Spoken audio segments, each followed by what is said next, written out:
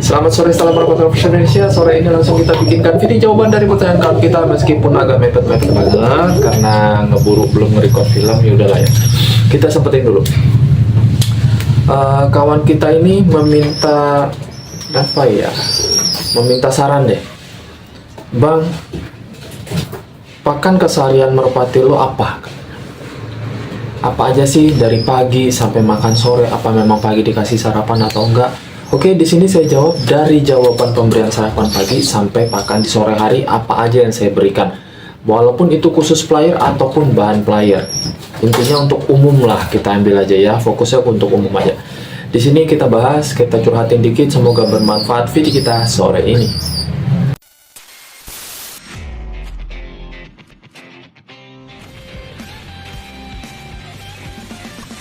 Selamat sore, salam merpati, semoga sehat selalu di luar sana dan lancarkan rezekinya tanpa terkecuali. Terima kasih banyak untuk udah subscribe, like, komen, mampir segala macamnya lah ya.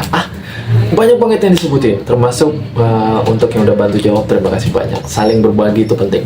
Kita langsung ke pokok pembahasan awalnya, di mana kawan kita bertanya sesuai opening awal. Yang pertama pertanyaannya gini, Bang, apa merpati lo di kandang? Merpati saya di kandang itu dikasih sarapan pagi. Saya jawab jujur, iya. Semua merpati yang saya punya di kandang itu wajib sarapan pagi.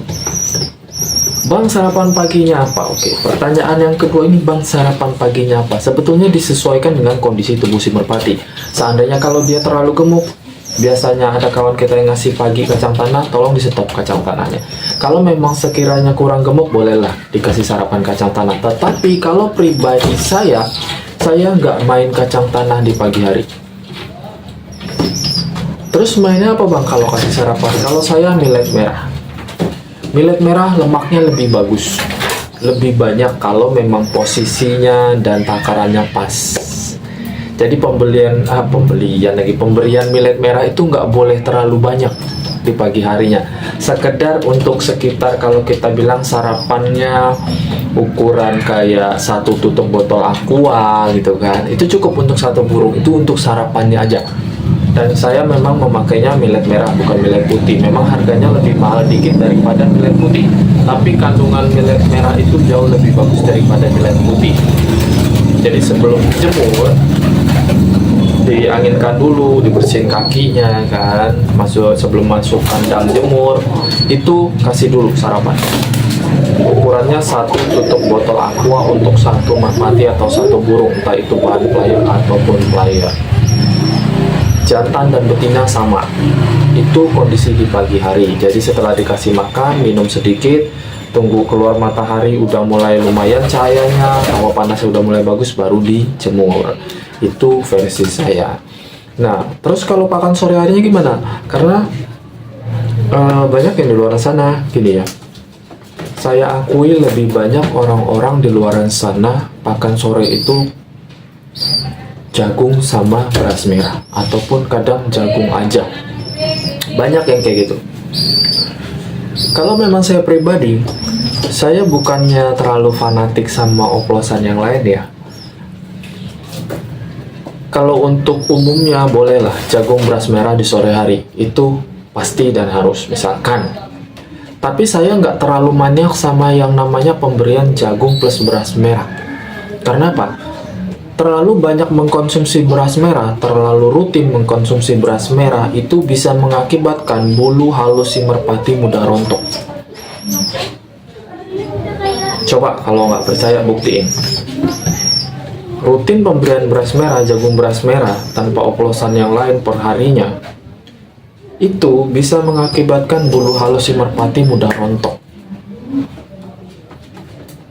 Kalau versi saya gini, jagung beras merah tetap saya pakai, tapi itu hanya sekedar selingan aja. Jadi kalau sore saya pribadi jagung kacang hijau. Meskipun ada yang bilang di luar sana, wah kacang hijau bahaya, Bang, kotorannya, Bang, untuk di kandang, Bang, untuk kita pemilik owner keracunan segala macam, dulunya ngomongan kayak gitu. Taruhlah mereka bilang iyalah, taruhlah ya. Tapi saya tetap mempraktekkan atau memberikan burung saya itu kalau sore hari jagung kacang hijau.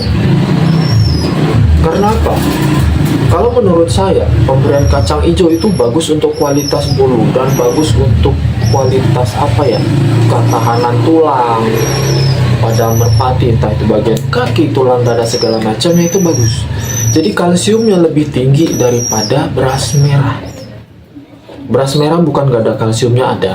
Kandungan kalsiumnya ada, cuman jauh lebih unggul kacang hijau. Jadi kenapa banyak dulunya ini diterapkan sama merpati long spread? Karena apa? Meskipun badan merpati itu berisi, dia nggak padat.